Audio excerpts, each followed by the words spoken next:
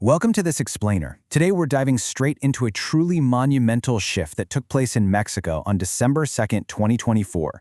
This reform completely changes how the nation legally protects animals. It's not every day you see a country modify its actual national constitution specifically to give explicit rights to those who don't have a voice, right?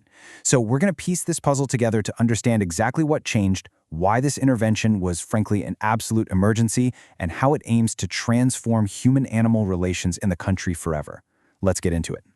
To really grasp why this law was an absolute emergency, we have to face a pretty harsh reality. Right now, Mexico ranks number 1, the highest in all of Latin America, for animal abuse. And if we zoom out to the global stage, it sits firmly in 3rd place worldwide. That's a tough pill to swallow. This isn't just some statistical anomaly. It's a massive, structural crisis. A crisis that desperately required intervention at the highest possible level, going way beyond just scattered individual municipal rules. And this single number right here perfectly captures the sheer scale of the problem. 7 out of 10. A brutal 7 out of 10 domestic animals in Mexico suffer some form of abuse every single day. Just think about that volume of suffering for a second, happening daily in patios, on rooftops, and out in the streets all across the country. It became glaringly obvious to everyone that the old laws, they were simply not working. So let's break down how this violence actually plays out.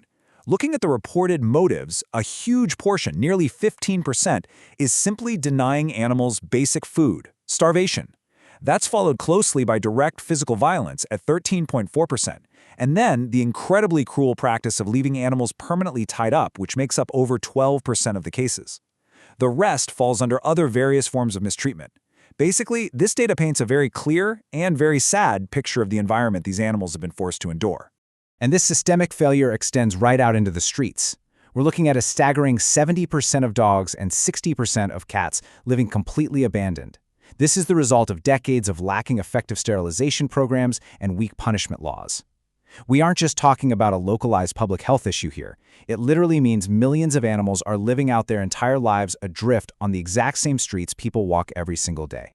Moving into Section 1, from objects to sentient beings. This massive crisis of abandonment and cruelty was basically the final straw, and it forced a profound shift in how the law views the rest of the species in the country. The state had to completely change its mindset from the root up. And the core legal pivot here is absolutely fascinating. Animals are no longer legally considered just objects or tools or things. Instead, they are now officially recognized as sentient beings capable of feeling pain, stress, and joy.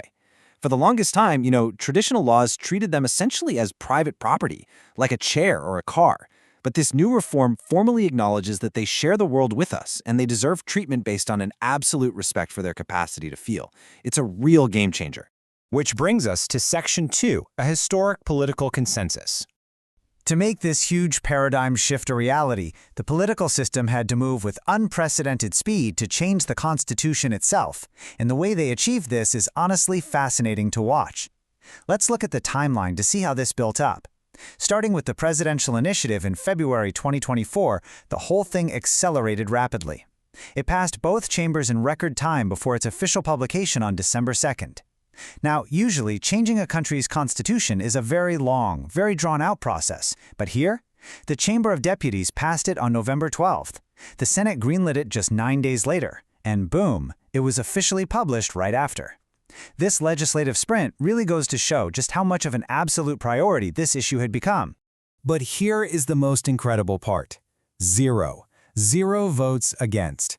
In today's political climate, getting every single party to agree on literally anything is incredibly rare, but that is exactly what happened here. Legislators from every single parliamentary fraction voted in favor. This showcases a rare, unanimous agreement across the left, right, and center. It proves that animal welfare is an undeniable societal demand, and that protecting sentient beings has successfully transcended your standard political fights. Nobody opposed it. No way. Let's explore Section 3. 3 key constitutional pillars. This incredible bipartisan consensus birthed 3 very specific constitutional changes. We're looking at Article 3, focused on education for the future, Article 4, setting the rules for the present, and Article 73, providing the tools for alignment. You can think of this as a brilliant rule of 3 approach. Starting with the future, we have Article 3. And honestly, this is a masterstroke for long-term cultural change. It mandates the inclusion of animal protection and environmental care in all educational plans. So it makes empathy for sentient beings as fundamental as learning civics or math or history in schools. By forcing educational programs to include animal protection, the strategy shifts from just punishing bad behavior after it happens to actively teaching future generations respect right from an early age. Then, moving to the present, Article 4 establishes the Golden Rule with a powerful, explicitly clear textual addition to the Constitution. It elevates animal welfare to the highest legal level possible. The new text is just 4 words in Spanish, but it's incredibly clear. Animal abuse is prohibited. That's it. It's cut and dry, and there is absolutely no room for misinterpretation here. What this means on a practical level is that the Mexican state is now the absolute guarantor. They are legally obligated to protect these animals. Any act of cruelty is now a direct violation of the Constitution itself. And because it's enshrined at the supreme level, it gives prosecutors real, actual teeth in court when going after these crimes. It completely changes the legal weight of how these offenses are handled moving forward. Finally, we have Article 73, which provides the tools to fix a historically chaotic system. Before this, you could have a severe crime in one state that was treated as just a minor fine the second you crossed the municipal border. Animal protection relied on this totally fragmented mess of local regulations. But now, Article 73 grants Congress the power to create concurrent laws on animal welfare across the entire nation, empowering them to finally clean up that legal chaos. Because Congress can now create these concurrent laws, Mexico will finally have uniform, standardized protection guidelines. These will apply equally and fairly across the board, at the federal, state, and municipal levels. It means everyone, everywhere, will be playing by the exact same rulebook, no matter where they happen to live in the country. And that leads us right into Section 4, the Implementation Challenge.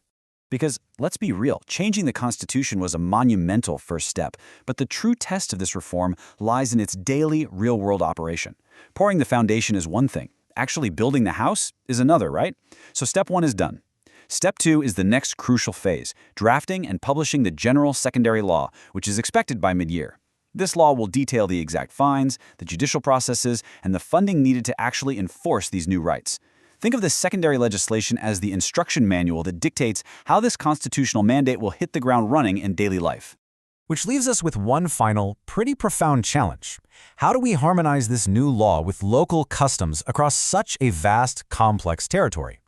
Mexico's sociocultural reality is incredibly diverse, and enforcing a uniform law in regions where human-animal interaction is deeply tied to old local customs, well, that's going to be the true test for Congress. As we watch all of this unfold in the coming months, we have to ask ourselves, can a nation as massive and traditional as Mexico truly rise to the occasion and live up to this historic moment of empathy? It's going to be fascinating to watch. Thanks so much for joining this explainer, and we'll see you next time.